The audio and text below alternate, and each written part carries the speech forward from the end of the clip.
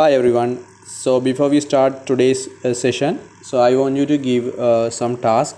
So what you have to do is from what you have learned up to now, like from the up to the last video, what you have to do is you have to take two LEDs, and what you have to do is you can connect one LED to pin number 12 and one LED to pin number 13. And what should happen is at the beginning, pin number 12 should be on and 13 should be off. Okay, and after 1 second it has to be other way, right? 12 should be off and 13 should be on.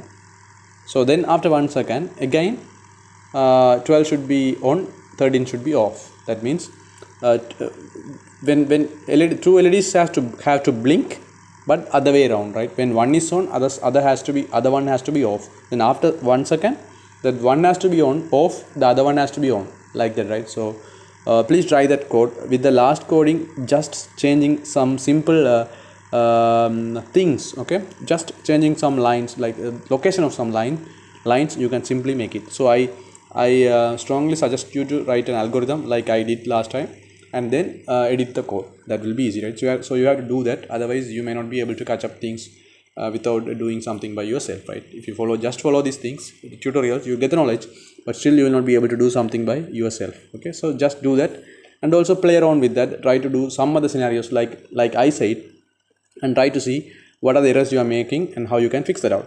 So let it be that way. So let's get into today's lesson. So today's lesson, we will see how we can use an integer variable to instead of pin number 13 actually. So using an integer variable and saving the pin number 13 to that particular variable, how we can get benefit from that, right? For the blink coding, because we have studied about the data structure, right? The variable and data types, like integer, string, character, things like that, right? So we are going to use an integer data type, and actually we are trying to combine that with the blink, right? That is why I told you those things. Okay, so you can see here in Arduino, this number 13 is a number, right? It's an integer number. It's not a decimal number. It is an integer number, right? Pin number 13. So what you can do is, why don't we use a variable, okay, integer variable, to store these values, and why don't we call that variable here? That's possible, right? So I will say why, but from your previous sessions, from the previous sessions, you know how to define an integer variable. So I will write int. So if you don't understand what I'm doing, go watch my previous videos and come back to this video. Int, or you can look for a video that is actually teaching this specific data type part from the topic or something. You can search, just go through and come back. Okay, so int, let's give it a name as x. So you know how to name a variable, right? I taught those in previous sessions. So int x, and you simply give the value 13. Okay, so then what you have to do is, before that I will say, so when we say like this, int x is equal to 13, that means the variable declaration and value assigning I am doing in one line. So when you are saying int x is equal to 13, what actually happens is, let's say the Arduino takes a memory, right? Memory location, an empty memory location, and store number 13 value as an integer, not as a text, not as a character, a string or something, as an integer. That means that can be used for any mathematical operation also. So as an integer, right? Because we don't have double quotes as we are assigning the character and string values. No, single or double quotes are not there. So this is perfectly integer, right? You know how to declare and assign value to an integer variable. So what the Arduino does is, it finds a memory location, empty location, and save the integer value of 13 inside that memory location. Once it saved that particular value, what it does is, it names the memory location. So it gives a name to the memory location as x. So whenever you are calling x, or whenever you are using x doesn't do anything there.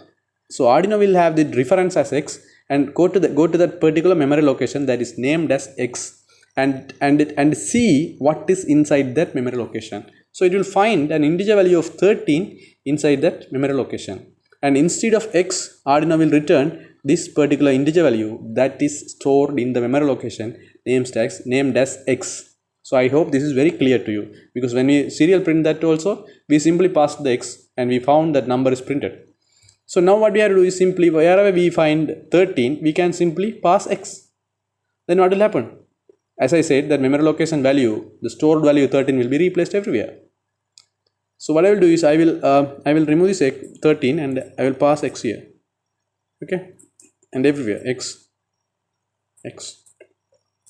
Okay, so what will happen is pin mode x output. So Arduino will see what is x, and Arduino will go to the memory location named as x, and it will look for the value inside that memory location, and it will find the pin number. It will find the number 13 of that value is stored inside that memory location called x, and it will replace that value here.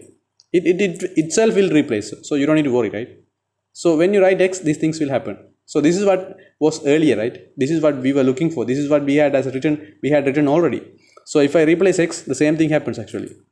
13 will be replaced. So writing x is totally fine for our convenience. So now you may ask, why do I have to do this? So now you know how to use your variable and data type knowledge to use inside a Blink coding without using the number everywhere. So now you may ask me, why do I have to do this kind of scenario? Why is? Because let's say you are using pin number 13 for the LED.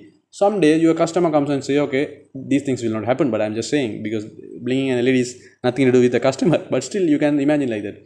Someone comes to you and say, okay, I don't want this LED to be pin number 13, change it to pin number 12. Or let's say pin number 13 is damaged, you have to change it to pin number 12. So what you have to do is you have to go to the 3 lines and change the 13 as pin number 12 if you have the 13 here. Since you have the X here, you simply go and change it here. Now whatever the value stored in the memory location is changed to pin number 12. So whenever you call X, number 12 will be replaced here. So you may wonder what this is, but since there are 3 lines, this is fine. The earlier one is also fine. It doesn't look like an efficient way, but still, yeah, this is still an efficient way, but still you may think, okay, it's just 3 lines. But what if you wrote 100 lines of code with X? Let's say 10 functions using X. So then you have to go everywhere and change it, right? If you write the numbers. I mean, if you are using pin number 13, if you write 100 lines of code, you have to change it in 100 lines.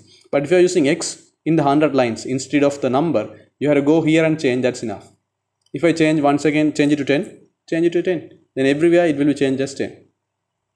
Okay, so this is how we are using these data type variables in the pin number.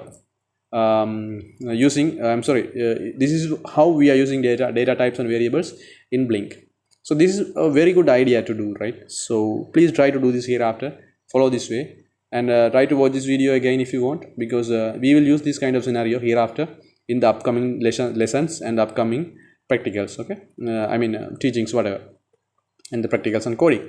So if you don't understand, that will be a struggle. So watch it again, watch the previous videos, and then you will understand what I'm talking about. So let's do like this. And also I give you a task, please replace this delay value also, because this is 1000, right? Number values, delay value also with an integer variable, because 1000 is an integer, right? You have to do the same thing for the delay also. You can change it, give the name as y if you want, and pass y here. So do it as a homework, okay? Then you will have tried something by your own.